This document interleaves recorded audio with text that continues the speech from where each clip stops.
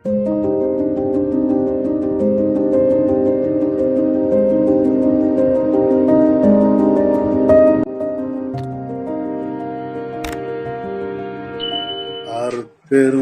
ஜோதி அருட்பெரும் ஜோதி தனிப்பெரும் கருணை அருட்பெரும் ஜோதி எல்லாம் செயல் கூடும் என்னானை அம்பலத்தே எல்லாம் வல்லான் తనయే ఎత్తు.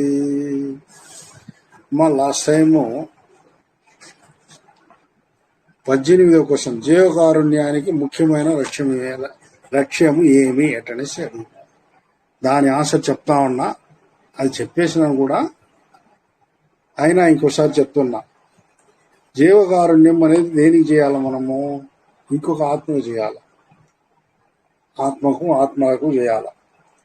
ఆ ఆత్మలు దేహాన్ని పొందితే గాని వాటిని మనం చూడలేము, మాట్లాడలేము, వాటి బాధలు ఇది కాదు ఏమి ఉండదన్నమాట.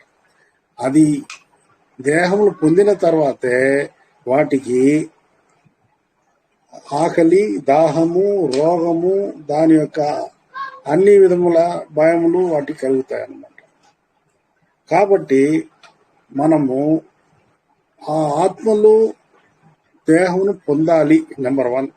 పొందిన తర్వాత వాటి యొక్క కోరికలు కానీ భయం కానీ దాన్ని నివర్తి చేసి మనము ఒకదానికొకటి ఒకరుగా ఆదుకోవాలి. సాధారణంగా ఇప్పుడు వాళ్లే సెల్ఫ్ పొజిషన్లో మంచి పొజిషన్లో ఉంటే అవసరం లేదు. అది లేనప్పుడు ఆ కెపాసిటీ ఉన్నవాళ్ళు ఆ ఇంకొక ఆత్మకి, దేహం పొందిన ఆత్మకి వాటి భయము కానీ ఆకలి కానీ ఇంకొకటి తీర్చాల్సిన అవసరము ఇంకొకరికి కలుగుతుంది. దానికే దేవుడు మొత్తం మీద అందరికీ శరీరాన్ని ఇచ్చి ఆ శరీరంలో ఆకలి అనే దాన్ని ఒకటి పెట్టి ఆ భయము, ఆకలి, ఇంకా వాళ్ళ అదృష్టాన్ని బట్టి కొంతవరకు వాళ్లకు బాధలు, కరువు ఇట్లాంటివన్నీ కూడా ఏర్పరుచున్నాడు అన్నమాట. కాబట్టి ఇటువంటి టైంలో వాళ్ళ కర్మను బట్టి అది జరుగుతుంది, మనము వాటికి ఏం చేయాల్సిన అవసరం లేదు అనేసి అనుకునేది చాలా పొరపాటు. దానికే స్వామి ఇన్ని రకాల ఉదాహరణలు ఇస్తున్నాడు. ఏమరా అంటే, ఒకడు నిజంగా 4 రోజులు చచ్చిపోతాడు అట్లనే, దీంట్లో ఏదో పెద్ద రోగం, క్యాన్సర్ లాంటిది ఉండి చచ్చిపోతాడు అని అనుకున్నా కూడా వాడి వేళకు కరెక్ట్గా భోజనం పెడతారు. ఎందుకురా అంటే ఆ చావు భయానికన్నా ఇది పెద్ద రోగం అన్నమాట, ఆకలి అనే రోగం. 4-5 రోజులు చచ్చిపోయాడు, వాడికి ఎందుకు అన్నం అనేసి అనరు కదా, పూటకు దాన్ని తీసుకొస్తారు. అట్లాగే ఉరిశిక్ష వేసిన వాళ్ళకు కూడా ఆ ఉరిశిక్ష పడేంత వరకు ఏ పూట అతనికి భోజనం కావాల్సి వస్తే ఆ పూటకి ఇస్తారన్నమాట. ఇది రూల్.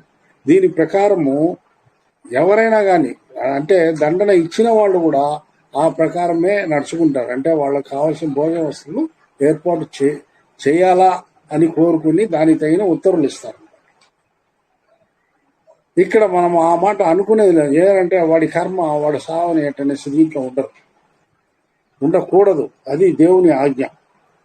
వాడి ఆకలి, దాహము ఇటువంటి తీర్చాల్సిన బాధ్యత ఇంకొక ఆ కెపాసిటీ ఉన్న ఒక జీవికి ఉంటుందన్నమాట. దాన్నే ఇక్కడ ఆయన చెప్తూ ఉన్నాడు. దీంట్లో ఈ రకంగా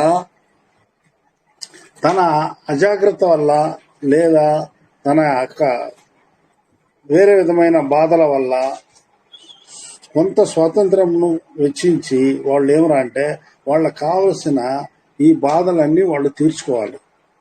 కొంతమంది వాళ్ళ కాదు, అతి భయము, అతి బాధ ఇలా ఉన్నప్పుడు ఆ కెపాసిటీ ఉన్న వాళ్ళు వాళ్లకు రక్షణ ఇస్తూ వాళ్ళ కోరికల్ని కానీ వాళ్ళ దాహం కానీ వారి ఆకలిని కానీ తీర్చవలేను అటని ఈ కోసం దీంట్లో వేస్తున్నారు.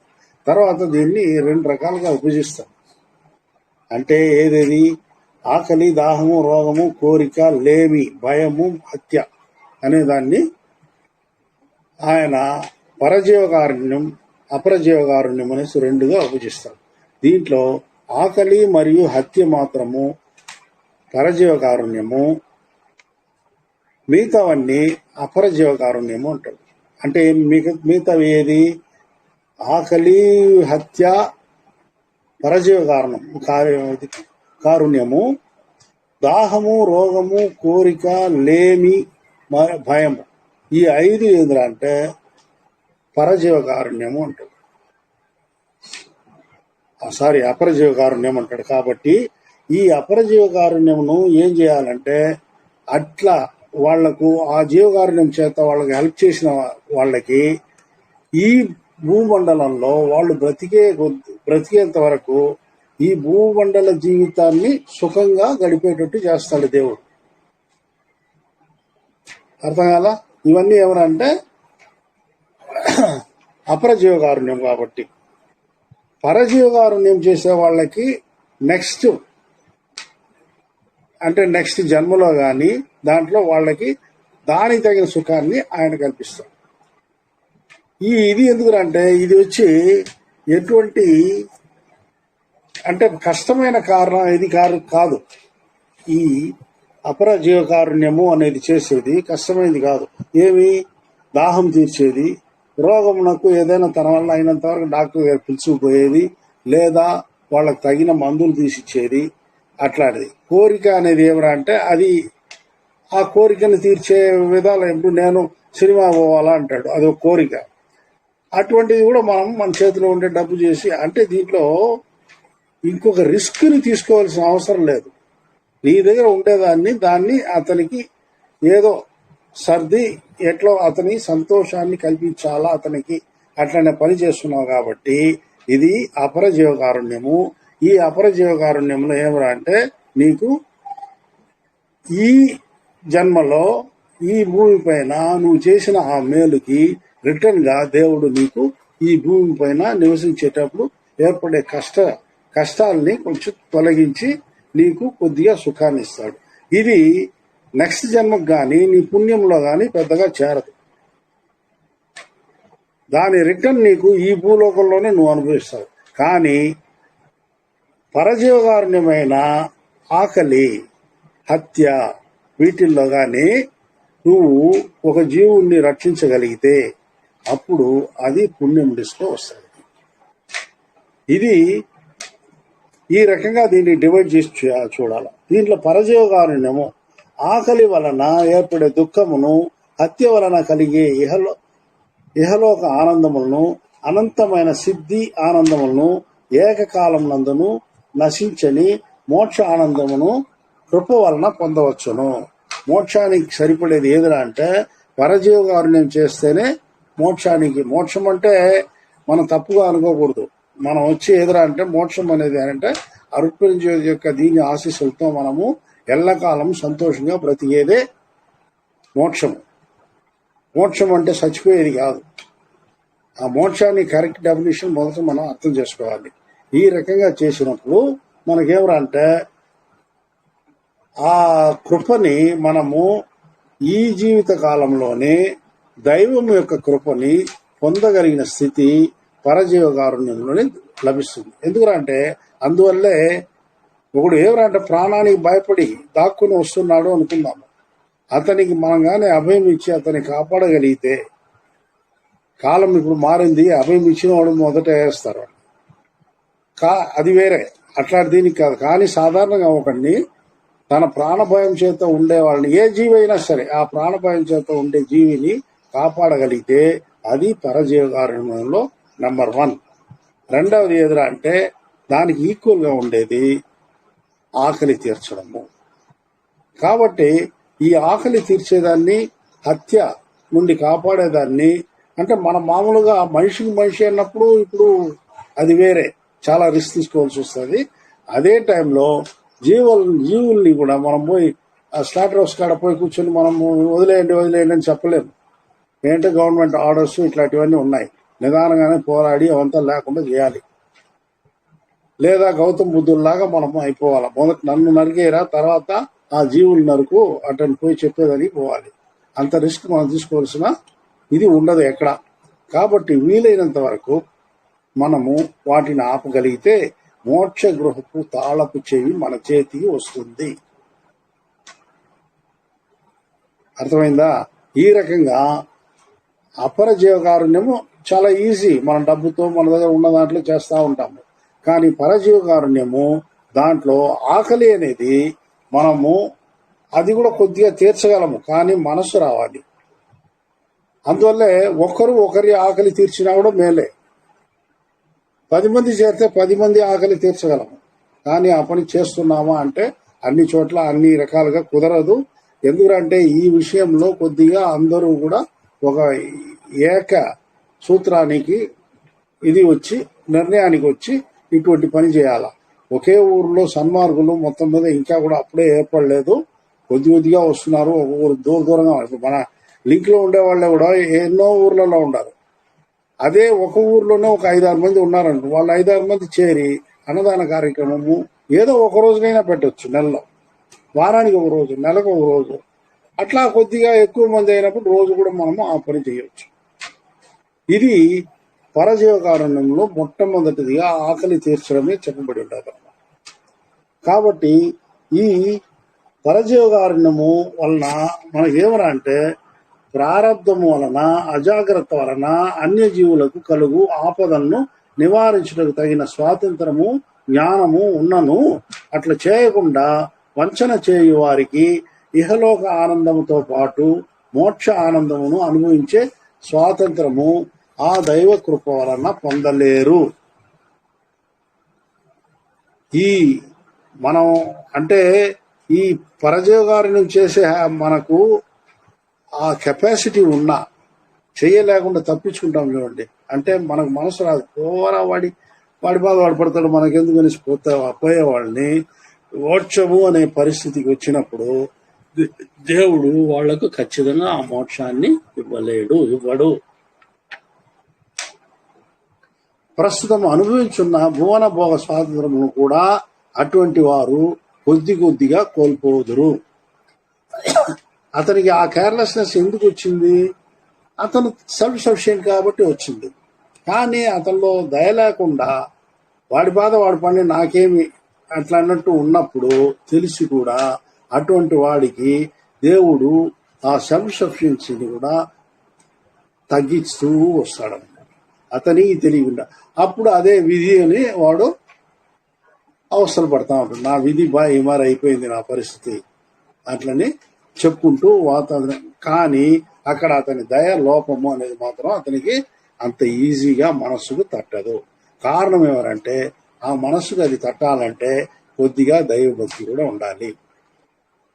ఆ దైవభక్తి ఉన్నప్పుడే విధి నన్ను ఎంత ఆడించినా నన్ను దేవుడు వదలడు అనే ఒక మనస్సులో ఆ ఇది ఉన్నప్పుడు ఆటోమేటిక్గా అతనికి ఆ సంకల్పం అంటే నేను దయతో ఇంకొకరి ఆకలి కూడా నేను చూడవలేను, అట్లా చూడక ఉన్నానో ఏమో అందువల్లే నాకు ఈ బాధ వచ్చింది అట్లనే ఒక థాట్ అతనికి వస్తుంది.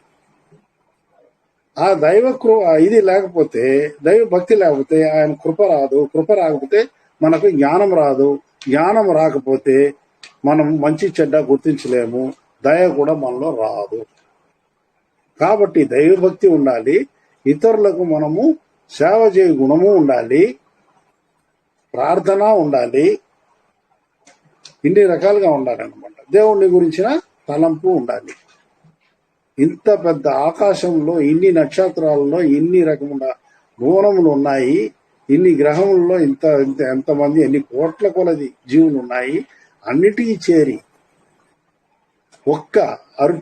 ఒక్కరే ఇంత భువనాలను పరిపాలిస్తున్నాడు అటనే థాట్ మొదట రావాలి. ఆ థాట్ వచ్చేదానికి మన పురాణాల్లోనే మనం చేసి మనం సాటిస్ఫై అవుతున్నాం, కానీ మతాలను పట్టుకుని సాటిస్ఫై అవుతున్నాం. కానీ ఏ మతం కానీ అక్కడక్కడ ఏ దేశంలో అది స్టార్ట్ అయ్యిందో ఆ దేశం వరకే అది చూసి ఉన్నది. అంతవరకే అవి వాటి యొక్క ఇది అనుభవాన్ని కలిగి ఉన్నది. కానీ ఈ మొత్తం విశ్వానికి ఒక దేవుడు ఉన్నాడు అనేది ఏ మతము ఒప్పుకునేది లేదు. కాబట్టే ఏనుగుని గుడ్డివాళ్ళు చూసినట్టే మత పెద్దలు తన మతాలని పెద్దగా అనుకొని దాని ద్వారా మనము అన్ని సాధించవచ్చు అనేసి మెస్మరైజ్ చేసి పెడుతున్నారు అన్నమాట ఆయా మతంలో ఉండే వాళ్ళని. వీళ్ళు ఎక్కువగా ఆలోచించకూడదు అనే దానిపైనే ఆ మత పెద్దలు చేసి ఉండారు. కాబట్టి మనము దాన్ని దాటి పోలేకపోతున్నాము. మన హిందువుల్లోనే మన ఎంత సంఖ్య ఎంత, మనకు ఉన్న దేశాలు ఎన్ని ఆలోచించుకోండి. మొత్తం మీద మనం దీంట్లో ఉన్న కథానాయకులు 1000 మంది, దాదాపు 33 కోట్ల దేవతలు అంటారు. ఈ రకంగా పోతే ఎక్కడ ఉంటుంది? అన్ని ఒక దేవుడే అనే దానికి మనం వచ్చేదానికే హిందువులు సాధారణ మిగతా వాళ్ళకన్నా ఒక దేవుడిని వచ్చేదానికి చాలా కష్టపడుతున్నాం.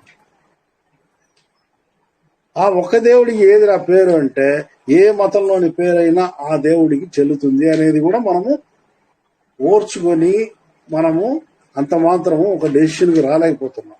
నా దేవుడు గొప్ప అన్నట్టే ప్రతి మతము అనుకుంటా ఉంది, కానీ దేవుడు ఒక్కడే. ఆ దేవుడిని మనము ఏ పేరుతో పిలిచినా ఓకే అట్లనే దీనికి కూడా రాదు. అది ఎట్లా? అది నీ మతం పేరు, నా మతంలో ఆ పేరు లేదు, నా మతంలో ఇది అనేసి ఇట్లే పెద్ద మతమైనా అట్లే అంటా ఉంది, చిన్న మతమైనా అట్లే అంటా ఉంది. కాబట్టి మనల్ని కన్ఫ్యూషన్ చేసి పెట్టేసి ఉన్నాయి అన్ని మతాలు. ఈ రకంగా అన్ని మతాలు కన్ఫ్యూజ్ చేసి పెట్టిన దానివల్ల మనం దైవ కృప అంటే ఏమని కనుక్కోలేకపోతున్నాము. దైవ కృప అనేది ఏదిరా అంటే ప్రేమ ఒక్కటే. ఆ ప్రేమ తన మీద ఉండాలి, ఎదుటి జీవుల పైన ఉండాలి. ఆకలి అనే బాధ ఎందుకు దేవుడు ఇచ్చినాడంటే ఆ ఆకలి జాతి మత కుల విభేదం లేకుండా అందరికీ ఆకలి అవుతుంది. వేరే మతస్థులు ఆకలి కదా అవుతుంది, కానీ దాన్ని మనము పెద్దగా పట్టించుకోము. ఏ మతంలో ఉండేవాళ్ళే వాళ్ళు చూసుకుంటా ఉన్నారు కాబట్టి వాళ్లకు సత్యంగా దేవుడు అదే అంటాడు, ఇక్కడ సత్యముగా వాళ్లకు మోక్షము అనేది రాదు అంటాడు. నువ్వు ఆకలి తీర్చేటప్పుడు మతము జాతి కులము ఇది కూడా నీకు కంటికి కనిపించకూడదు. అట్లా ఈ రకంగా ఈ విధములైన దీన్ని అన్ని జీవుల పైన నువ్వు ప్రసరింపజేసి వారి యొక్క ఆకలిని ఇంకా రోగములను భయమును కోరికల్ని హత్య లాంటి దాన్ని కూడా వీలైనంత వరకు ఎస్కేప్ చేయించి వాటి నుండి వాళ్ళను రక్షించాలా. అంటే ఇవి మనుషులకు హత్యలో నుండి రక్షించేది వేరే, అట్లాగే జీవుల్ని హత్య చేయకుండా చేయొచ్చు.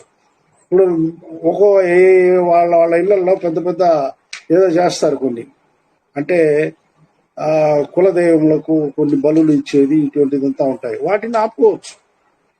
మా ప్రాంతం అంతా ఇప్పుడు అన్ని ఆపుకుంటా ఉన్నారు. అటువంటిది పెద్ద గుమ్మడికాయ కొట్టేస్తే అన్నిటికీ సరిపోతుంది అనే దీనికి వచ్చేసారు. సాధారణంగా ఇప్పుడు లాస్ట్ జనరేషన్ లో ఉన్నంత బలులు ఇచ్చేది ఈ జనరేషన్ లో లేదు. లోకల్ ఫెస్టివల్స్ లో కూడా ఇప్పుడు బలులు నిషేధించారు. కాబట్టి ఈ రకంగా కొద్దిగా నాగరికతకి మనము రావాలి. జంతువుల్ని కానీ అన్నిటినీ కూడా హత్య నుండి కాపాడాలి. దీన్ని పరజీవకారుణ్యము అంటారు. ఈ రకంగా అది చూసి చూడనట్టు పోయేది చాలా తప్పు. వాళ్ళని దైవము క్షమించదు అంటాడు. నెక్స్ట్ 19. ఆకలి, దాహము, హత్య, రోగము, మోహము, లేమి, భయము మొదలైన వాటి వలన కలుగు ఆపదలను నివారించడం విధిగా కర్తవ్యముగా ఉన్నప్పుడు ఇచ్చట ఆకలి వలన హత్య వలన కలుగు ఆపదలను నివారించడం మాత్రమే విశేషమని తెలుపుట, పరజీవకారుణ్యముగా చెప్పుట ఎంతవరకు కరెక్ట్ అంటాడు. Next question. అనగా జీవకారుణ్య సచ్చీలతలో అపరజీవకారుణ్యమనియు పరజీవకారుణ్యమనియు 2 రకములుగా దీన్ని విభజింపబడినది. వీటిలో ఆకలి నివారణ, హత్య నివారణ పరజీవకారుణ్యమైనందువలన విశేషంగా గుర్తింపబడి ఉన్నది తెలుసుకునవలెను. ఆకలి చేత బాధ ఎక్కువ. ఇప్పుడు హెడేక్ ఉంటే లేదా కడుపు నొప్పి ఉన్నా ఇంకొకటి ఉన్నా మనం కొంచెంసేపు ఓర్చుకోగలం. డాక్టర్ దగ్గరికి పోయి ఆయన మందు రాసిచ్చి దాన్ని కొని మనం తీసుకునేదా అంతవరకైనా. కానీ ఆకలి రోగానికి మనం వెంటనే మనకేమరా అంటే అది షుగర్ ఉండే వాళ్ళకి ఇంకా బాధ, అక్కడే కూలిపోతారు. ఆకలి అత్యంత అవశ్యకరమైన ఆహార అవశ్యకరం దానికి ఉందన్నమాట. కాబట్టి ఆకలిని, ఆ హత్యని, దాన్ని బలి ఇచ్చేదాన్ని మెయిన్ గా ఇక్కడ చెప్పున్నారు. ఇంకా అపరజీవకారంలో దాహముల గురించి ఆకలి అయినాక ఆకలితో పాటే మనం ఆహారంతో పాటే నీళ్లు కూడా పెడతారు. దానికోసం మనం సపరేట్ గా దాన్ని డిస్కస్ చేయాల్సిన అవసరం లేదు. సాధారణంగా ఆకలి వలన బాధపడే జీవులను ఆకలిని పోగొట్టే దయగలిగిన వారు దాహం తీర్చుటకు నీరు ఇవ్వకుండా ఉండరు. నీరు ఇచ్చుట మిక్కిలి ప్రయాస కాదు. నీరు ఏరు, చెరువు, కొలను, కాలువలు మొదలైన పలుచోట్ల ఉండును. దాహం వలన కలుగు అపాయము ఓర్చుకొనగలిగినదే. అందువలన దేహమునకు కీడు ఇమ్మీడియట్ గా జరగదు. కానీ ఆకలి తీర్చకపోతే దేహమునకు బాధలు చాలా కలుగుతాయి. అది చెప్పాను కదా, షుగర్ పేషెంట్ అయితే అక్కడే కూలిపోతారు. అప్పుడే వెంటనే ఏమవుతుంది, వాళ్ళ నోట్లో అంత చక్కెర వేసి కొంచెంసేపు ఇచ్చేసినాక తిరిగి వాళ్ళు దీంట్లో నుండి కోలుకున్నట్లు, నిద్ర నుండి కోలుకున్నట్టు వాళ్ళు పైకి వాళ్ళ ఇది వస్తుంది అనమాట. ఆ రకంగా మనం ఏమంటే ఆకలి అనేది అత్యంత అవసరమైన నివారణ కోరేదిగా ఉంటుంది. ఆకలి నెక్స్ట్ రోగము. ఆకలి వలన కలిగే బాధను నివారించే దయగల వారికి రోగము వలన కలిగే బాధను నివారించే దయ కలగక మానదు అంటాడు. అది ఎవరు అయ్యా నాకు అయిపోయిందా ఒక 10 రూపాయలు తీసుకోవటం ఇచ్చేస్తారు. కొంతమంది నాకు డబ్బులు లేదయ్యా, ఆకలి తీర్చినాను, నీకు దాహం తీర్చినాను, నువ్వు వేరే ఎవరినైనా నువ్వు ఆ హెల్ప్ తీసుకుని నువ్వు పోయి డాక్టర్ చూపించు అని చెప్పరైనా చెప్తారు. కాబట్టి ఇక్కడ రోగం వలన కూడా వేరే వాళ్ళ ద్వారా నువ్వు దాన్ని నివారణ చేసుకోవచ్చు. రోగములకు మందులు ఇచ్చిన తగిన ఆహారం వసినప్పుడు మాత్రమే దేహము స్థిరముగా నిలుచుటకు అవసరమైన ఆధారంగా ఉండను. రోగంతో దేహమును చాలా కాలము ఉంచగలము. ఒక్కరోజైనా ఆహారం లేకుండా దేహాన్ని ఉంచలేము. నెక్స్ట్ కోరిక, ఇచ్చ, ఆశ, ఈ 3 ఒక దీంట్లో పెట్టుండాడు. ఆకలి కొన్న వారికి ఆహారంతో ఆకలి పోగొట్టే దయ కలిగిన వారికి కోరిక వలన కలుగు దుఃఖమును పోగొట్టే దయ కలగక ఉండదు. ఒక పిల్లోడిని మామూలుగా వాడి ఆకలి తీర్చి వాడికి ఒక పని కల్పించి ఎవరో ఒక అనాథ అనేసి ఒకడిని చేరదీసి చేసే ఒక పెద్ద మనిషికి ఆ పిల్లోడు యవ్వనవంతులుగా ఉండి వాడు ఇదిగా ఉంటే వాడికి పిల్లని చూడరా, పెళ్లి చేసేవాడిని, వాడు ఏదో 10 రూపాయలు సంపాదించుకుంటా ఉన్నాడు అని చెప్పి చేసే పెద్ద మనుషులు కూడా ఉన్నారు. ఆ రకంగా ఇవన్నీ ఏమరంటే వాడికి ఆ కోరిక, ఇచ్చ అటువంటిది ఉంటే కూడా వాడి ప్రాణానికి ఎఫెక్ట్ అప్పటికప్పుడు రాదు. కాబట్టి ఇటువంటివన్నీ అపర జీవకారుణ్యంలో పెట్టి ఆ అపర జీవకారుణ్యంలో ఈ రకంగా ఆదుకొని హెల్ప్ చేసి ఇంకొకరి సంతోషం కలిగించేదంతా ఎవరంటే దాని రిఫ్లెక్షన్స్ ఈ చేసేవాడికి డెఫినెట్ గా పుణ్యఫలము అనే పేరుతో అతనికి ఈ భూమి మీద నివసించే కాలంలో ఎట్టి బాధలు లేకుండా నివసించేటట్టు దేవుడు చేస్తాడు. ఇది అపర జీవకాలంలో ఈ కోరిక, ఇచ్చే, ఆశ. తర్వాత లేమి, దారిద్ర్యం కూడా అంతే అన్నమాట. తెలిసి దారిద్ర్యంతో ఉండాలంటే వాడికి మొదట వాళ్ళ ఫ్యామిలీలో ఉండే వాళ్ళకి ఆకలి తీర్చే పని చేస్తారు. మొదట ఎవరు కానీ హెల్ప్ చేసేవాళ్ళు ఇందరా తీసిపోయి 1000 రూపాయలు తీసిపోయి ఇంటికి ప్రొవిజన్ అవి ఇవి తెచ్చుకో, నువ్వు మొదట మీరు ఆకలి తీర్చుకోండి అని చెప్తారనమాట. ఎవరు కానీ హెల్ప్ చేయాలా అనుకునేవాళ్ళు. చెయ్యను అనే వాళ్ళకి ఆల్రెడీ అది వేరే చెప్పున్నాం కదా. కానీ చేసే కెపాసిటీ ఉండేవాళ్ళు ఖచ్చితంగా వాళ్ళకి హెల్ప్ చేస్తారు. చేయలేని వాళ్ళైతే దేవుడా వాళ్ళని ఆకలి నుండి వాడిని రక్షించు, వాడికి ఏదైనా ఆకలి తీర్చే పని లేదని దేవుణ్ణి మొక్కుతారు అట్లీస్ట్. ఇది దయగలిగిన వాళ్ళకి, దయలేని వాళ్ళకి డిఫరెన్స్ చెప్తూ వస్తున్నాడు. అట్లాగే భయము. ఆకలి నివారించగలిగే దయ ఉన్న వారికి భయము నివారించటకు దయ కలుగక మానదు. ఆకలి వలన కలిగే భయమునకు, హత్య వలన కలిగే భయమునకు మించిన భయము లేదు. వేరే భయాలే లేదు, ఇదే భయం. భయమును ఉపాయం వలన తొలగించుకోవచ్చు. కొన్ని ఉపాయాలు చేసి అటువంటి వాళ్ళని ఈ ఆకలి అండ్ హత్యకు సంబంధించిన భయాన్ని కూడా కొంచెం బాగా జ్ఞానం ఉండేవాడు దాన్ని తప్పించే ఏర్పాట్లు చేయగలడు. భయంతో దేహంను ఉంచుకోవచ్చును, ఆకలితో ఉంచుకోనకూడదు. ఆకలి వలన కలుగు అవస్థలు, హత్య వలన కలుగు అవస్థలు తమలో తాము ఇంచుమించు ఒక్కటిగా ఉన్నది. అందువలన ఆకలి వలన కలిగే బాధలను, హత్య వలన కలిగే బాధలను నివారించుటే జీవకారుణ్యం యొక్క ముఖ్యమైన ఉద్దేశంగా మనం తలచాలి. మిగతావన్నీ ఎవరంటే ఎవరికి వాడే కూడా తీర్చుకుంటాడు. వాడి వల్ల కానప్పుడు వేరే ఎవరైనా కొద్దిగా దయ ఉండే వాళ్ళ ద్వారా దాన్ని తీర్చుకోగలడు. కానీ ఈ రెండు చూడండి, ఈ రెంటికి బాగా జ్ఞానం ఉండేవాడు, బాగా దయ కలిగిన వాడు, ఆ దయ కలిగిన బలవంతుడు, ఇటువంటి వాళ్లే ఈ హత్య నుండి కాపాడగలరు. ఆకలిగా ఉన్నవాళ్ళు అంటే వాళ్ళు ఇంట్లో తాను చేసుకున్న అన్నంలో కూడా కొద్దిగా తీసుకుని ఇచ్చి ఆకలిని తీర్చవచ్చు.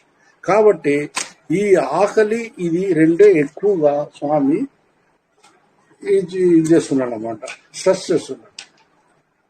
ఆకలి వలన కలుగు బాధను తొలగించటయు, హత్య వలన కలిగే దుఃఖం నివారించటయు జీవకారుణ్యకు ముఖ్యమైన లక్ష్యంగా ఉండగా, ఇచ్చట ఆకలిని నివారించడం మాత్రమే పలుమార్లు అనగా అప్పుడప్పుడు గట్టిగా నొక్కి వక్కాణించుట ఎందువలన అట్లని ఒక క్వశ్చన్ వేసుకుంటాడు. ఒక జీవుడు ఆకలి బాధ వలన చనిపోవనని తెలుసుకుని జీవకారుణ్యముతో ఆకలిని పోగొట్టి బ్రతికించువారు వేరు విధముగా భ్రూణ హత్య కలుగుతుంది. భ్రూణ హత్య అంటే తెలుసు కదా, అంటే గర్భంలోనే చంపేసేది బిడ్డల్ని.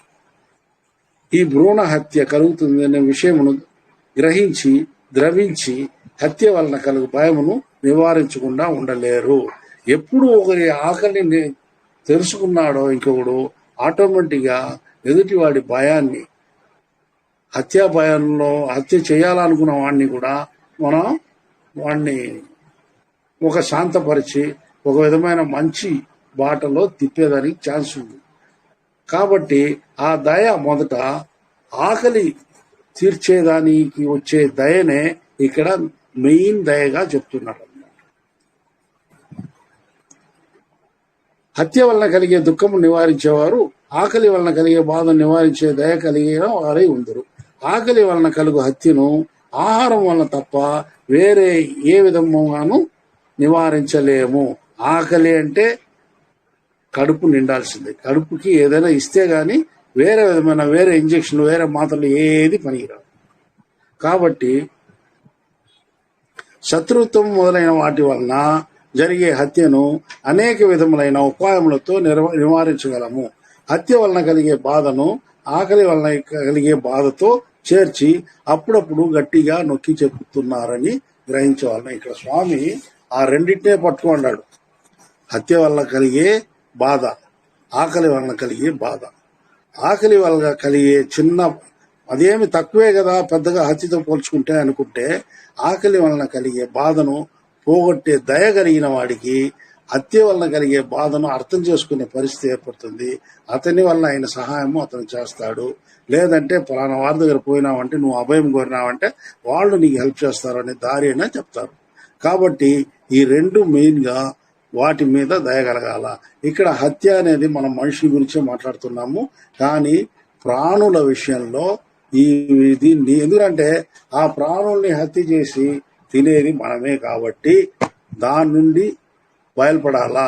అటువంటి కోరికలు మనం దగ్గర చేర్చకూడదు అనేది మొత్తం మీద స్వామివారి టోటల్ వాచ్. ఇక్కడ వచ్చి బలి అనేది కూడా ఎక్కువగా తీసుకోవాలి. హత్య అనే దానికి బదులు నిజమైన హత్య అది. ప్రాణుల్ని హత్య చేసే మనము తీసుకుని తింటున్నాము. అటువంటిది కాకుండా ఆ హత్యను తొలగించి వాటినంతా కూడా కాపాడాల్సిన ధర్మం మనకు ఉన్నది. మరియు దాహం వలన బాధపడుచున్నవారు, రోగం వలన బాధపడుచున్నవారు, కోరికల వలన బాధపడుచున్నారు, భయముచే బాధపడుచున్నవారు ఆకలి బాధ కలిగినప్పుడు ఆయా బాధలన్నిటి మరచి ఆకలి బాధ ఎక్కువ ఆహారం వెదికే ప్రయత్నమే చేస్తారు. మిగతా అపరజీవకారుల్లో బాధపడే వాళ్ళు కూడా ఆకలి ఆ టైం వచ్చేసిందంటే ఆకలి టైము ఆకలికే మొదటి ప్రిఫరెన్స్ ఇస్తారు. అప్పుడు హత్య గురించి భయపడిన వాడు కూడా దాన్ని కొంతసేపు మర్చిపోయి అన్నం కావాలనే పరిస్థితికి వస్తాడు.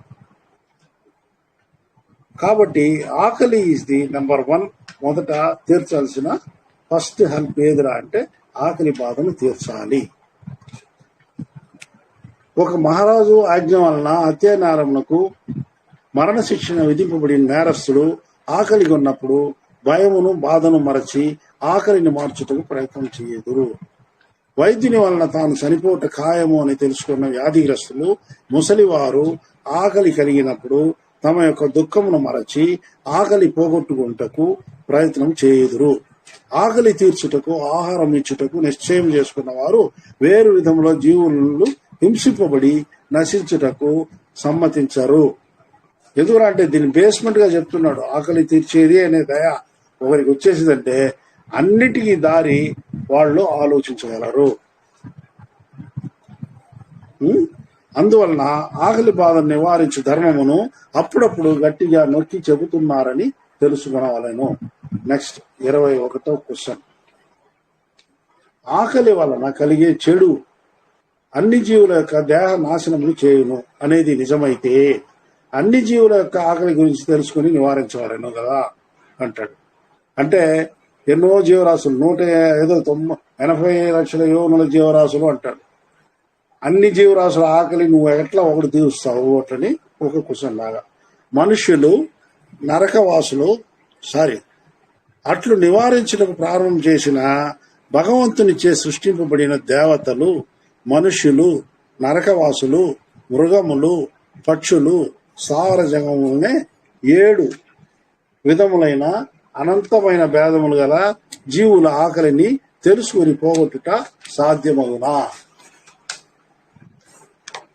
ఇప్పుడు జీవులు అన్నప్పుడు అన్నిటికీ ప్రాణాలు ఉన్నాయి కదా, కాబట్టి వీటినంతా కూడా వాటి ఆకలిని మనము తీర్చగలమా అట్లని ఒక క్వశ్చన్ వేసుకుంటే, నెంబర్ 1 దేవతలు మనుషుల స్వాతంత్రం కన్నా ఎక్కువ స్వాతంత్రం కలవారై ఉన్నారు.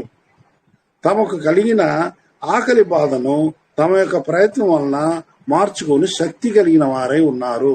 మనకన్నా వాళ్ళు శక్తి ఎక్కువ, లోకం ఎక్కువ ఇక్కడ కనిపించిన వాళ్ళు. అందువలన వారి ఆకలి బాధను గురించి ఇతరులు ఆలోచించవలసిన అవసరం లేదు, మనము ఆలోచించవలసిన అవసరం లేదు.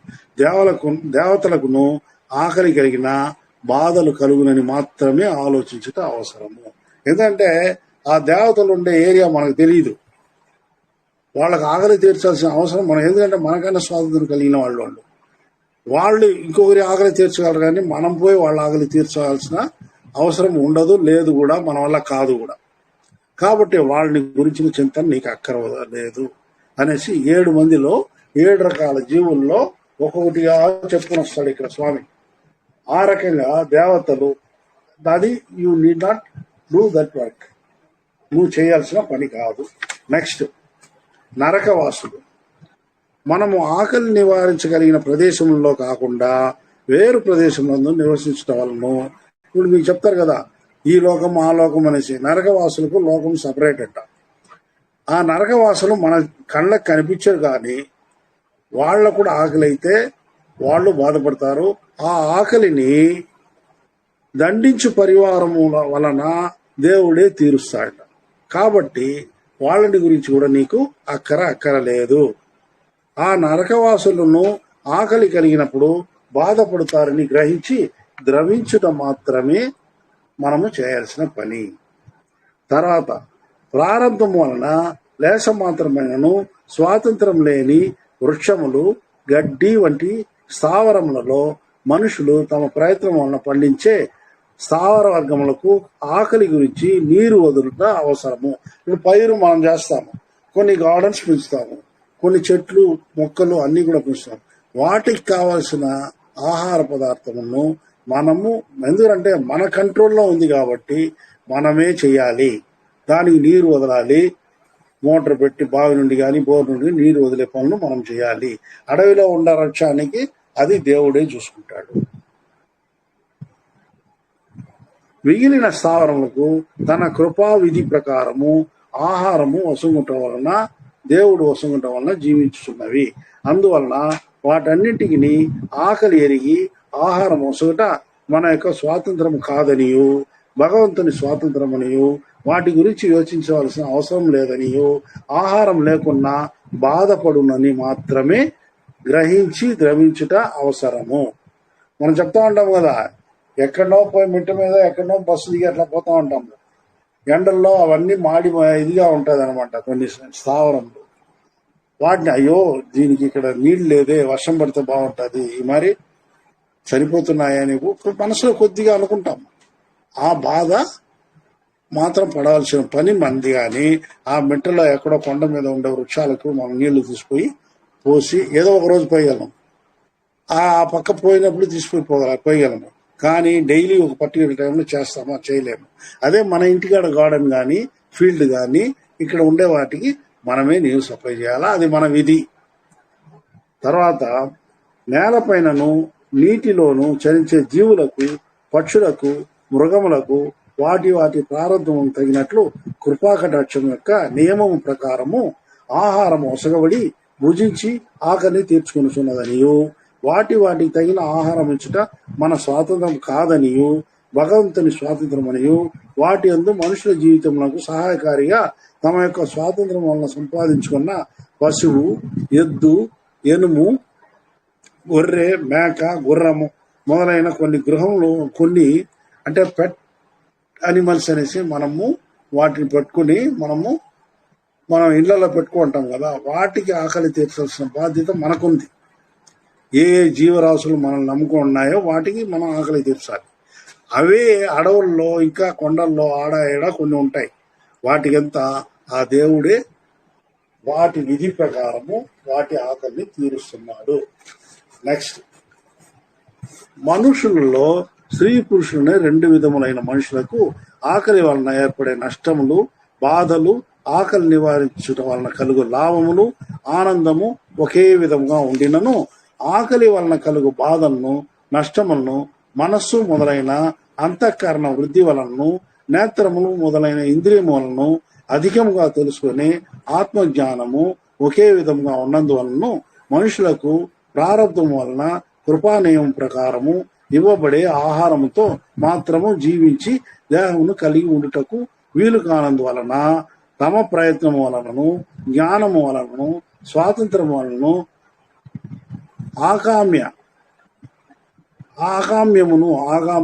ఆకామ్యం అంటారు. ప్రారంధము, ఆకామ్యము, సంచితం అనేది ఉండగా ఆకామ్యము తొలగించుకొని ఈ దేహమును ఉంచుకునవలను. కావున ఆకామ్యం వలన సంపాదించిన జీవ స్వాతంత్రములు మనుష్యులకు కృప వలన ఎక్కువగా ఇవ్వబడినందువలన ప్రారంధం వలన ఆహారం లేకుండా ఆకలి కొని దిక్కించినట్లుగాను, ఆ ఆకలిని పోగొట్టుకున్న నిమిత్తము ఒకరినొకరు ఎదురు చూసే విధంగాను వారి దయ వలన ఆహారం ఒసగి ఆయా ఆకలిని తీర్చి వారిని మంచి ప్రయత్నం ముందు వెళ్ళినట్లు చేసి ఆహారం ఇచ్చిన వారు సిద్ధిని మోక్షమును పొందుటకు కృపానియమం విధించబడి వలనను అంటాడు. అంటే ఇక్కడ మిగతా అన్నిటికీ మంది కాదు ఎక్కువగా, దాంట్లో కొన్ని మాత్రమే పెట్ అనిమల్స్ కానీ పెట్ వృక్షములకు కానీ మన కంట్రోల్లో ఉన్నదానికి మనము ఇవ్వాలి. ఇక్కడ మనుషులు అని వచ్చినప్పుడు ఆడ మగ వీళ్ళంతా ఏమరా అంటే అందరికీ ఆకలి వలన ఒకే రకమైన బాధలు ఏర్పడుతుంది కాబట్టి, అది అందరూ ఆ ఆకలిని తీసుకునే పరిస్థితిలో ఉండరు కాబట్టి ఒకరికొకరు సహాయం చేసుకుని వారి ఆహార బాధలను వారికి ఇచ్చిన స్వాతంత్రం మీద తొలగించుకున్నారేను అంటాడు. కొంచెం స్వాతంత్రం ఉన్నదాని వల్లనే సొసైటీలో మనము అంటే ఒంట్లో కొంచెం శక్తి ఏర్పరిచి ఉన్నాడు దేవుడు. ఆ శక్తి ద్వారా మనము ఏదో కొన్ని పనులు చేసి మనము దానికి తగిన ఫలితమును పొంది దాని ద్వారా మనం ఆహారం తీర్చుకుంటాం, మన ఆకలిని తీర్చుకుంటాము. కానీ ఎంత శ్రమ చేసినా కొన్ని శ్రమజీవులకు ఆహారము లభించదు. అంటే తనకు కావలసినంత సంపాదించుకోలేదు. ఒక మినిమం అనేది ఒకటి ఉంది కదా, మనం ఎక్కడ పోయినా ఒక 25 kg బ్యాగ్ కావాలంటే 1400, 1500 ఇవ్వాలి. కానీ ఆ బ్యాగ్ తెచ్చుకునే దీనికి కూడా కెపాసిటీ లేకుండా ఉన్నవాళ్ళు చాలా మంది ఉన్నారు. అటువంటి వాళ్ళని మనము దయతో చూసి వారిని ఆదుకొని వాళ్ళ ఆకలిని తీర్చే విషయంలో కూడా మనము కొద్దిగా వాళ్ళకు హెల్ప్ఫుల్ గా ఉండాలా. ఇది దేవుని ఆజ్ఞ అంటాడు ఆయన. మనము స్వాతంత్రంగా సంపాదించుకొని మనము భుజించేది అది దేవుడికి సంతోషంగా. అట్లా కొంతమంది కష్టపడినా వారికి ఆకలి కడుపు నిండదు. అటువంటి వారికి మనము వీలైనంత సహాయకారిగా ఉండాలి. అట్లనేది ఇది అనమాట. మనుష్య దేహము ఇతర దేహము వల్లే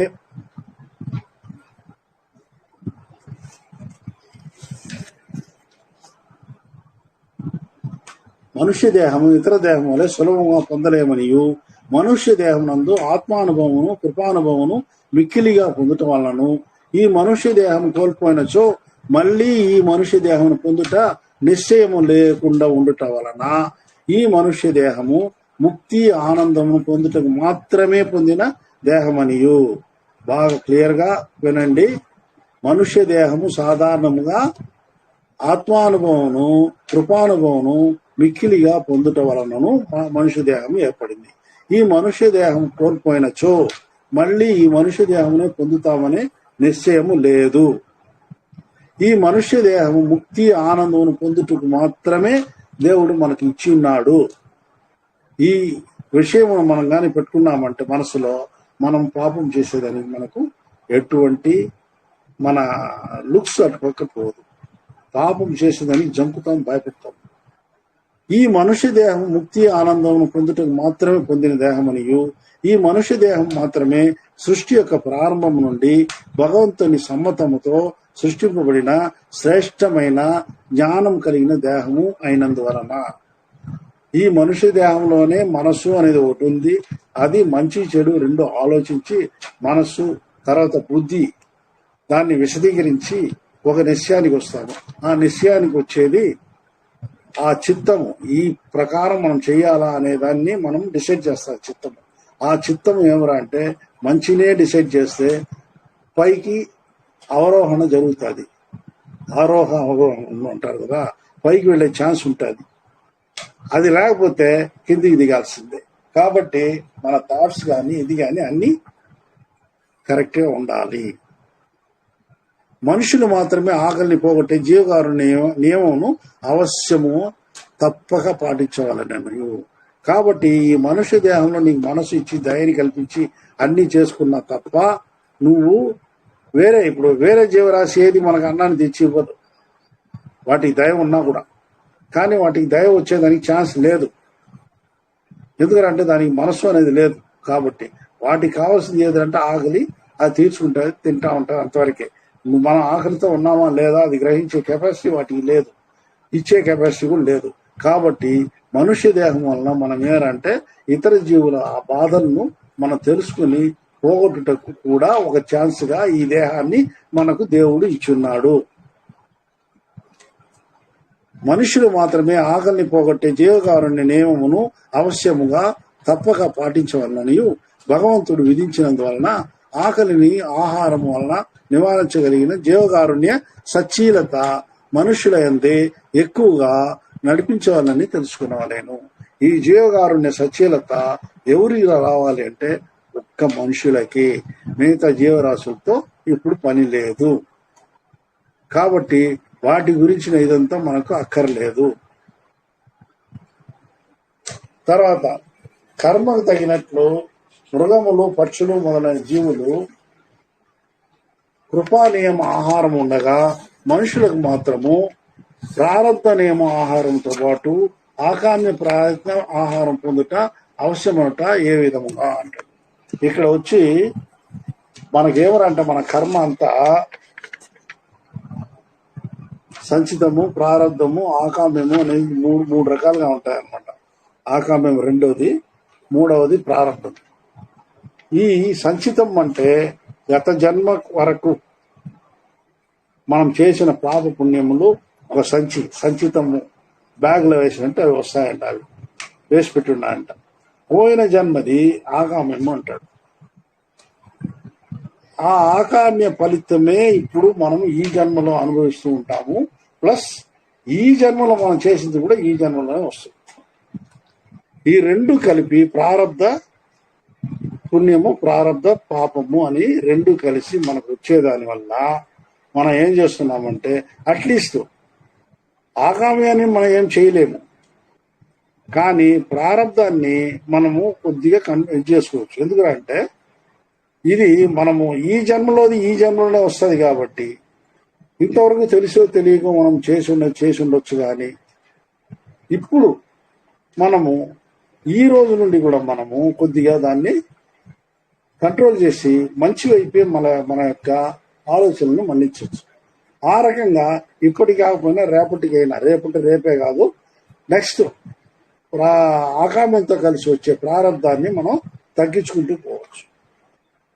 కాబట్టి ఈ ప్రారంధ నియమ ఆహారంతో పాటు ఆకామ్య ప్రయత్న ఆహారం పొందుట అవసరం ఉంటే ఏ విధముగా అని ఇక్కడ క్వశ్చన్. ఆ రకంగా మనము ప్రారంధంని కొద్దిగా మనము తగ్గించుకోవచ్చును. ఎందుకంటే ఇప్పుడు మనకు తెలిసి, అంతకుముందంతా మనం పోయిన జన్మలో ఏం చేసినాము ఏం మనకు తెలియదు. ఇప్పుడు దాన్ని సెటరేట్ చేయలేము, దాన్ని అనుభవించే తీరాలి.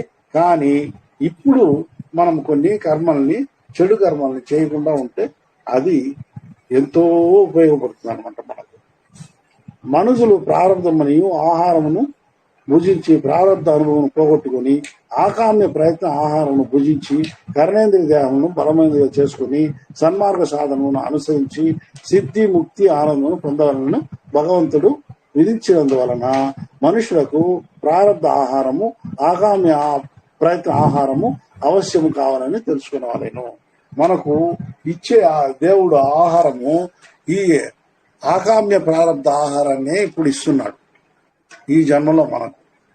అంటే లాస్ట్ జన్మ యొక్క కర్మను బట్టి ఇప్పుడు డిఫరెంట్ గా ఉన్నాయి కదా ఆహారం. చాలా మంది చాలా రకాలుగా తింటా ఉంటారు, చాలా రకముగా వాళ్ళకి ఆకలి బాధ తెలియకుండా ఉండేవాళ్ళు ఉన్నారు, ఆకలితో అలమటించిపోయే వాళ్ళు ఉంటారు, అన్ని రకాలుగా ఉంటా ఉన్నారు అనమాట. ఈ రకమైన ఆకలి తీర్చేది ఏదిరా అంటే విధి ప్రకారము ఈ రకంగా జరుగుతా ఉంది. దాంట్లో విధి అనేస్తే ఈ ఆకామ్యం సంచితము ప్రారంధం అనేది చాలా మంది కన్ఫ్యూజ్ కావచ్చు. విధి అనే పరిస్థితిలోనే ఆ ఆహారం మనకు ఇవ్వబడుతా ఉంది. ఈ ఆహారంలో ఆ విధిలో మనం ప్రారంధ విధిని కొద్దిగా మనం మార్చుకోగలుగుతాము.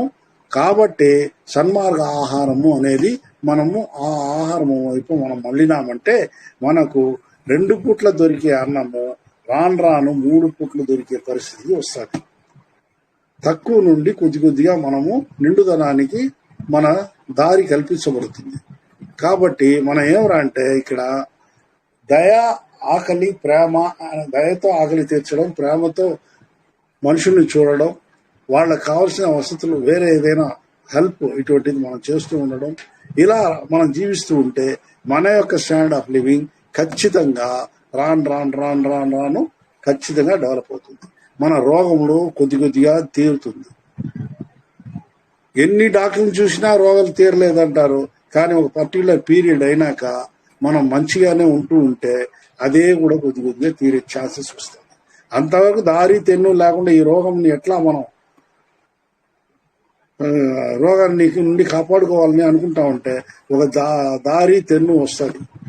మనకు తెలియని డాక్టర్స్ కనిపిస్తారు, వాళ్ళ దగ్గర పోతాము. మనము అంతటి వరకు బాధతో ఉండిందంతా కూడా ఆ ఒకరోజు ఆయన దగ్గర ట్రీట్మెంట్ తీసుకున్నప్పటి నుండి తగ్గుతుంది. ఈ రకమైన ఇవంతా కూడా మనం అనుకుంటాం. కానీ మీరు దయచేసి అబ్జర్వ్ చేయండి, నేను కొన్ని చోట్ల చేశాను. ఇప్పుడు ఒక మంచి జమీదార్ ఫ్యామిలీ టైప్ లో పెద్ద లగ్జరీస్ లో ఉండేవాళ్ళు, వాళ్ళు తినే ఆహారము, గుడిసెల్లో ఉండే వాళ్ళు తినే ఆహారము డిఫరెంట్ గా ఉంటది. కానీ ఒక పర్టికులర్ స్టేజ్లో వాళ్ళు ఎవరంటే ఇద్దరిని నిలబెడితే ఈ గుడిసెలో ఉండేవాడు బలవంతుడిగా ఉంటాడు, వాడికి అంత బలం ఉండదు, ఇంకా రోగిష్టిగా కూడా ఉంటాడు. ఎవరు మంచి లగ్జరీస్లో ఉండేవాడు. కారణం ఏమనుకుంటాము? ఏం లేదు, మనం ఇది వచ్చి ఎదురంటే జస్ట్ ఒక ఆహారం అనేది దేవుడి చేత మనకు ఆ టైంలో ఆకలిగా ఇవ్వబడి దాన్ని రుచించేది తప్ప లోపలి స్ట్రెంగ్త్ ని నిర్ణయించేది కూడా దేవుడే. డిఫరెంట్ టైప్ అన్ని విటమిన్స్ ఉంటాయి, అన్ని ఖనిజాలు ఉంటాయి, అన్ని రకాల ప్రోటీన్స్ ఉంటాయి, అన్నీ ఉంటాయి. బాగా లగ్జరీస్ గా ఉండేవాడి ఆహారం వీటిలో అరకొరగా ఉంటుంది వీడికి. అయినా వీడు బలంగా ఉంటాడు, రోగాలు దగ్గర రాడు, వాడికి అన్ని రోగాలు ఉంటాయి. ఇది ఎందుకు ఎట్లా అట్లన్నప్పుడు మనము పేరుకే ఇవన్నీ తీసుకుని తింటా ఉంటాము, ఇది చేస్తూ ఉంటాము. కానీ లోపలి బలాన్ని కూడా, లోపలి రోగ నివారణ కానీ రోగాన్ని ఇచ్చేది కానీ ఆ దైవమే అట్లనే ఒక దీనికి రావాల్సి వస్తుంది అన్నమాట. అబ్జర్వ్ చేయండి. దీంట్లో నాకు కనిపించింది ఇట్లా, వేరే ఏదైనా ఉంటే మీకు వేరే రకంగా దానికి తోస్తే దయచేసి చెప్పండి. ఒకే ఏజ్లో ఉండే పిల్లల్ని తీసుకోవాలి. ఒక రకంగా 1 or 2 years అటు ఇటు ఉన్నా పర్వాలేదు. ఆ రకంగా మొత్తానికి కారణంగా ఉండేది లోపల ఉన్న ఆ దైవ కృప, మన ఆత్మే దానికి కారణము.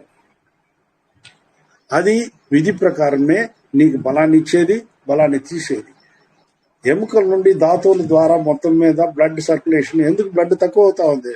బాగా డబ్బు ఉండేవాడికి కూడా అనిమిక్ ఎట్లా వస్తా ఉంది? బాగా తింటా ఉన్నాడు, ఎట్లా వచ్చింది అనిమిక్?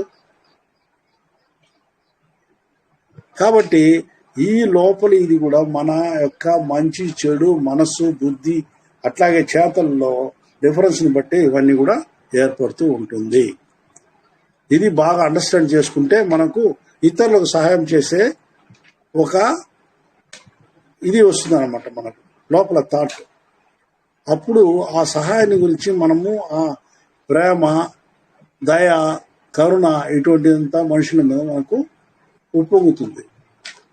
దాన్ని వదిలేసి నేను నాకు అంటే దీనికి పోతే వాళ్లకు అటువంటి పరిస్థితుల్లో దైవ సహాయం అనేది పెద్దగా ఉండదు. ఇది జనరల్ దేవుడి యొక్క జనరల్ రూల్. ఈ జనరల్ రూలే ఇప్పటికీ పరిస్థితిలో చాలా మందికి అప్లై అవ్వడం లేదు. ఎన్నో కారణాలు, కుల విభేదాలు, మత విభేదాలు, ఇంకా వేరే మనిషిని మనిషిగా చూడకుండా ఉండే విభేదాలు, ఆయనే గొప్పవాడిని అధికార బలము, ఇవన్నీ ఉంటాయన్నమాట. కాబట్టి ఇటువంటివన్నీ ఇక్కడ మన దీంట్లో ఇది పనికిరాదు. జీవకారుణ్య దీంట్లో ఇది ఇవన్నీ పనికి రాకుండా జీవం మీద కారుణ్యం పెట్టేదే మెయిన్ ఇక్కడ. ఆ జీవకారుణ్యం చేస్తే తప్ప దేవుడి దగ్గర మనకు ఆశీస్సులు లభించదు. ఇక్కడ మనకు ఆ ఆశీస్సుల వల్లనే భూమి మీద మన జీవితం సాగుతుంది. కాబట్టి మనకు ఇక్కడ హ్యాపీనెస్ కావాలంటే ఖచ్చితంగా దయ, ప్రతి ఒక్కరూ దయా కారుణ్యము ఇటువంటిదంతా పెంపొందించుకోవాలి. అది లేకపోతే నువ్వు ఎంత సంపాదించినా ఎంత తిన్నా ఒక స్టేజ్లో ఏమీ తినలేని పరిస్థితులు వస్తుంది. ఇవన్నీ కూడా ఆ మాయ చేత దేవుడు కల్పించి మనల్ని కంట్రోల్ చేస్తున్నాడు. లేకపోతే దేవుడిని అడుగుతాం కదా, మామూలుగా మన సినిమాలో చూస్తాం కదా, రాక్షసుడు దేవుడు నువ్వా నేను చూస్తాం రా అంటారు. ఆ రకంగా మన గర్వం పెట్టరేగిపోతుంది. కాబట్టి మనం ఏమరా అంటే ఈ రకంగా మనము ప్రేమని ఇతరుల పైన పెంచుకొని దయాకారుణ్యంతో జీవించాలి. అట్లా అయినచో ఆకామ ఆహారమును సంపాదించవలసిన అవసరము లేదని తెలుసుకున్న వలయను. అట్లని ముందు పేరాలో స్టాప్ చేసి 23వ క్వశ్చన్, అట్లా అయినచో జీవకారుణ్యము అన్ని జీవులకు సహజమని మొదట తెలిపినది ఎందులకు? జీవకారుణ్యము అందరూ చేయాలని ఎందుకు చెప్పినారు అంటాడు అనమాట. మనుషులు ప్రారబ్ధ నియమ ఆహారమును భుజించి ప్రారబ్ధ అనుభవమును పోగొట్టుకుని ఆకామ్య ప్రయత్న ఆహారమును భుజించి కరణేంద్రియ దేహమును బలమైనదిగా చేసుకుని సన్మార్గ సాధనమును అనుసరించి సిద్ధి ముక్తి ఆనందమును పొందవాలని భగవంతుడు విధించి ఉన్నాడు. ప్రారబ్ధ ఆహారం భుజించి ప్రారబ్ధ అనుభవం పోగొట్టుకుని అంటే పాపమును పోగొట్టుకుని ఆకామ్య ప్రయత్నం ఆహారమును భుజించి కరణేంద్రియ దేహమును బలమైనదిగా చేసుకోవాలి అంటాడు. ఈ రకంగా ఆయన పాప పాలతో మనకు తక్కువ ఎక్కువైనా లేదా రోగములతో కూడిన ఆహారమును మందులని మనం తీసుకొని దాని వలన మనము ఆ యొక్క పాపములను పోగొట్టుకొని అంటే స్థిర శరీరంతోనూ స్థిర మనస్సుతోనూ మనము ఒక పీరియడ్, ఇప్పుడు 40 రోజులు పత్యంతో తిను అంటారు, 60 రోజులు పత్యంతో ఉండు అంటారు. ఇటువంటివంతా చేసి తిరిగి ఈ దేహాన్ని రక్షించుకొని ఈ దేహమును బలవంతంగా చేసుకోవాల్సిన అవసరం, బలముగా చేసుకోవాల్సిన అవసరము మనకు ఉన్నది. మృగము పక్షి చరించినని స్థావరములు జీవదేహములు శిక్ష నిమిత్తం విధించబడిన దేహముల వలన ప్రారంభ ఆహారం భగవంతుడి నియమం ప్రకారం కృపాశక్తి వలన ఆటంకం లేకుండా లభించడం వలన ఆకామ్య ఆహారం సంపాదించవలసిన అవసరం లేదు అంటాడు. అంటే మృగము పక్షి ఇంకా చరించినవి స్థావరములు ఇటువంటి వాటికి అంతా కూడా దేవుడే ఆహారాన్ని ఇచ్చేదే ఇక్కడ ఈ లైన్లో చెప్పినాడు ఆయన. జీవకారుణ్యము అన్ని జీవులకు సహజమని మొదట తెలిపినది ఎందువలన?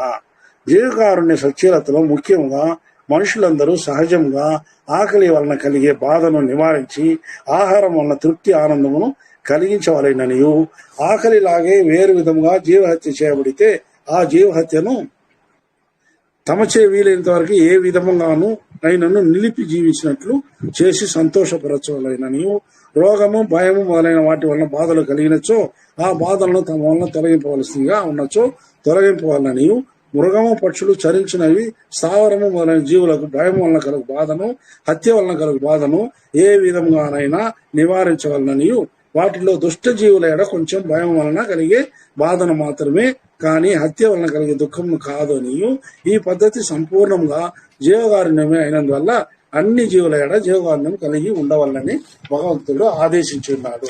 అంటే దుష్ట మృగములు మనం పోలేము కదా, మృగాల్లో ఏదో పిల్లి కుక్క ఇటువంటివి మనం చూస్తున్నాము. అట్లాగే జింక పశువు ఇటువంటివంతా ఉంటాయి, వాటికి మనం ఆహారం ఇవ్వాల్సిన బాధ్యత మనకు ఉన్నాయి. అట్లాగే అది మన పెట్ జీవులైతే మనం ఇస్తాము, లేదంటే అట్లాగే జూల్లో ఉండేదైతే వాళ్ళు ఆ గవర్నమెంట్ ఆ మేనేజ్మెంట్ అది చూసుకుంటుంది. అడవుల్లో ఉండేదానికి ఆయనే చేస్తాడు కాబట్టి వాటి వలన మనకు ఎటువంటి ఇది లేదు, మనము దాన్ని గురించి బాధపడాల్సిన అవసరం లేదు. కానీ దుష్టజీవులకు మన ఆహారం ఎందుకు ఇవ్వకూడదని కొంతమంది వ్యంగ్యంగా ప్రశ్నిస్తారు. దాన్ని చూస్తే అది మనం చూస్తే మనల్ని ఆహారంగా తీసుకుంటే ఏం చేయాలా? కాబట్టి వాటికి నువ్వు ఆహారాన్ని ఇవ్వాల్సిన అవసరం లేదు. వాటికి ప్రారంభ కర్మ వలన వాటికి ఏ ఆహారము దేవుడు ఇవ్వాలనో అది ఇస్తాడు. అవి ఆ రకంగా అవి అడవుల్లో ఆడాయడ అవి ఉండి జీవిస్తూ ఉంటాయి. కాబట్టి దాని గురించి ఇక్కడ నువ్వు బాధపడాల్సిన అవసరం లేదు. నెక్స్ట్, మనుషులు తమ జీవితంలో సహాయం కొరకై సంపాదించే కొన్ని జీవులు తామసాహారమైన మాంసాహారం భుజించడం వలన వాటికి ఆకలి తీర్చినప్పుడు ఆ ఆహారం ఇచ్చి తీర్చవచ్చును కదా అంటాడు. ఇప్పుడు మనం ఇంట్లో కుక్కను పెంచుతాము, చాలా మంది వాటికి కషాయ గట్లా పోయి ఎముకలు ఇటువంటివి తెచ్చి వాటికి వేస్తూ ఉంటారు. ఇట్లా వేయడం కరెక్టా అట్లనేది క్వశ్చన్. ఒక జీవిని చంపి మరి ఒక జీవి యొక్క ఆకలిని మాంసాహారంతో తీర్చుట జీవకారుణ్య సచ్చీలత కాదనియు, భగవంతునికి సమ్మతం కాదనియు, ప్రకృతి విరుద్ధమనియు మనము తెలుసుకునవలేను. ఇప్పుడు మనం తినేదానికి కూడా ఇది ఆంక్ష అంతే అన్నమాట.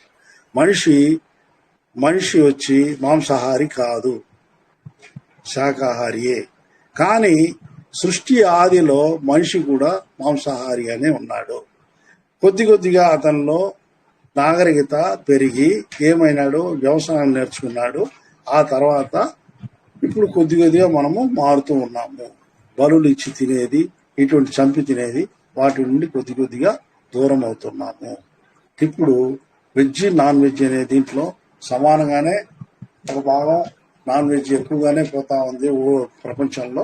అయినా కూడా కొద్దిగా వాటిలో మార్పు కలిగే పరిస్థితులు వస్తున్నాయి. ఎందుకంటే దేవుని సమ్మతము మాంసాహారం కాదు, మనుషులు మాంసాహారులు కాదు. ఆయన మనుషులే కాదు, ఏ జీవి అయినా కూడా మాంసాహారము భుజించకూడదు అంటాడు. అవి ఏమిరా అంటే కొన్ని అంటే తరతరాలుగా అవి వస్తున్నాయి కాబట్టి వాటికి అలవాటు అయిపోయింది కాబట్టి పులి, సింహము, నక్క ఇట్లాంటివన్నీ మాంసాహారులుగా జీవిస్తున్నాయి. కానీ వాటికి మొదటి నుండి ట్రైనింగ్ ఇచ్చుంటే అవి కూడా వెజిటేరియన్ గానే ఉంటుంది. మీరు బుద్ధుని దేశాలలో చూశారంటే, బౌద్ధ మత దేశాల్లో వాళ్ళు ఈ మాంగ్స్ ఉంటారు కదా, వాళ్ళు బుద్ధ భిక్షులు, వాళ్ళు పర్ణశాలలు అక్కడక్కడ పెట్టుకుని వాళ్ళు అడవుల్లో జీవిస్తూ ఉంటారు. వాళ్ళ దగ్గర పులులు, సింహాలు కూడా శాకాహారిగానే ఉంటుంది. అట్లాగే మీరు మక్కా పోయినారంటే అక్కడ ఇది చెప్పింది విన్నా కానీ నాకు తెలియదు. ఈవెన్ మనకి ఇక్కడ ఇండియాలో శాకాహారిగా ఉండే పశువులు ఇటువంటి అంతా కూడా అక్కడ మాంసాహారిగా ఉన్నాయంట.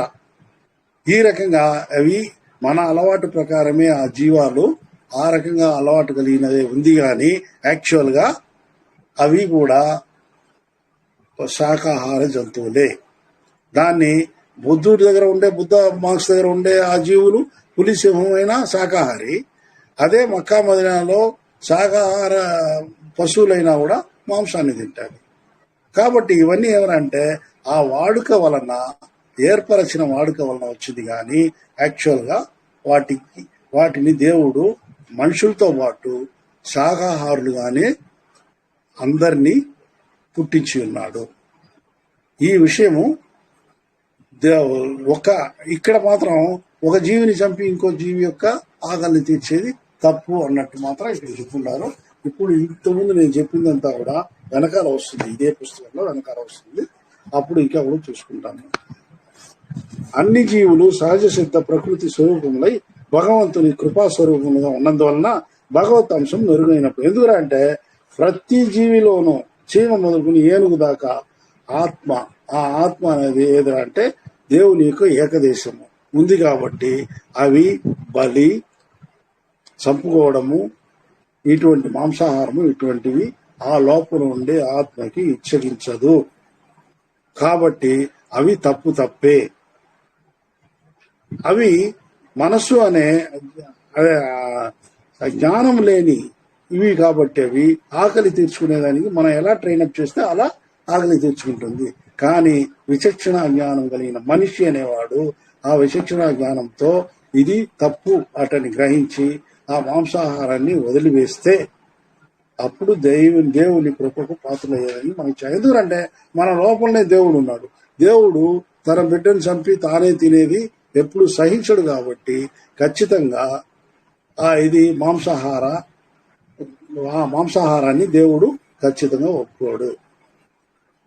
ఇది బాగా మనసులో మనం నాటుకున్నామంటే రేపు మనం కూడా మాంసాహారం నుండి నేను కూడా మాంసాహారిగా ఉన్నాను, కానీ అయిపోయింది 10-15 ఏళ్ళు టోటల్గా వదిలేస్తామన్నమాట. కాబట్టి ప్రాణం ఉన్న జీవిని తినేది అనేది చాలా తప్పు అంటాడు. అన్ని జీవులు సహజ సిద్ధ ప్రకృతి స్వరూపులై భగవంతుని కృపా స్వరూపములుగా ఉన్నందువలన భగవత్ అంశం మరుగైనప్పుడు జీవతత్వము కనుమరుగవును. దానివల్ల ఏమనంటే జీవతత్వము నశించిపోతుంది. భగవంతుని ప్రకృతి తత్వము, జీవుల యొక్క ప్రకృతి తత్వము ఒకదానితో ఒకటి భేదము లేనందువలన భగవత్ తత్వము, జీవతత్వము ఆయా దేహములతో ఉన్నందువలన ఒక జీవిని వధించి మరి ఒక జీవి ఆకలి తీర్చుట జీవకారుణ్య సచ్చీలతకు విరుద్ధము అని తెలుసుకోగలను అంటాడు. ఈ రకంగా జీవకారుణ్యానికి విరుద్ధంగా ఆహారం తీసుకుంటా చాలా తప్పు అట్లని ఈ క్వశ్చన్ వల్ల మనకు 24 అయింది. నెక్స్ట్ వీక్ మిగతా చూస్తాము. తిరు అరుట్పా అగవల్ మొదటి నుంచి వినదలుచుకున్న వారికి క్రింది డిస్క్రిప్షన్ బాక్స్లో లింకు పెట్టి ఉన్నాము, వినగలరు. Thank you.